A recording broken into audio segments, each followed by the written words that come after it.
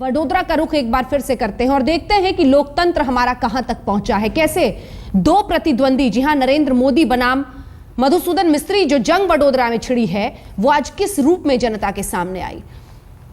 दरअसल लैंपपोस्ट पर लगी ये तस्वीर, जिसके लिए नगर निगम से इजाजत लेनी होती है अपने पोस्टर को चिपकाने के लिए, मधुसूदन मिस्त्री का यह कहना है कि वडोदरा में मैं अपने पोस्टर चिपकाना चाहता हूं, नगर निगम मुझे इजाजत नहीं देती। मैं 3-4 दिन से लगातार कोशिश कर रहा था, इजाजत नहीं मिलने पर सीढ़ी लगा ली, सीधे चढ़ गए उस पोस्टर तक। और फिर देखिए मधुसूदन मिस्त्री को नियम कानून का उल्लंघन करते हुए, जब वो उस पोस्टर के ऊपर अपने पोस्टर को चिपकाने के लिए पहुंचे तो उन्हें पुलिस ने ले लिया हिरासत में। यानी ये बवाल पोस्टर पर है और हिंदुस्तान के चुनावों के इतिहास में ये भी एक अलग तस्वीर आज दिखती है।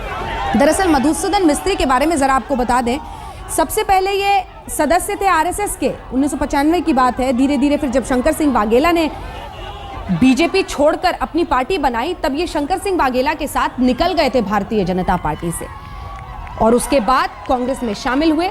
साबरकांठा से ये सांसद रहे, लेकिन इस बार नरेंद्र रावत को कांग्रेस ने उतारा था मोदी के खिलाफ वडोदरा से। रावत पीछे हट गए तो मधुसूदन मिस्त्री, वरिष्ठ नेता, को उतार दिया गया मैदान में।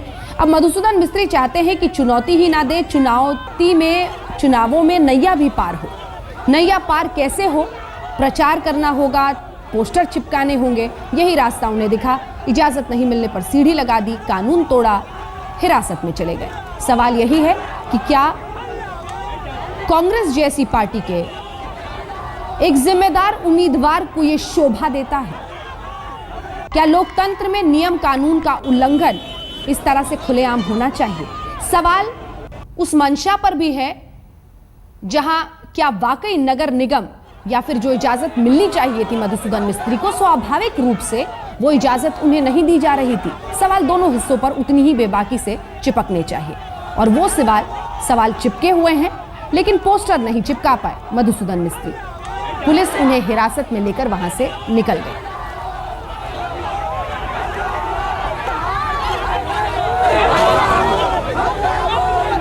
नरेंद्र मोदी के दरअसल पोस्टर्स और बड़े बड़े बैनर पूरे वडोदरा शहर में चिपके हुए हैं। मधुसूदन मिस्त्री यही कहते हैं वडोदरा के लोगों से, जब वो बातचीत करते हैं, प्रचार करते हैं, उनका कहना है कि अगर आपको एक ऐसा उम्मीदवार चाहिए जो आपके कंस्टिट्यूएंसी की सेवा करेगा तो मुझे ही चुनिए, क्योंकि मोदी साहब तो अब बनारस के हो गए।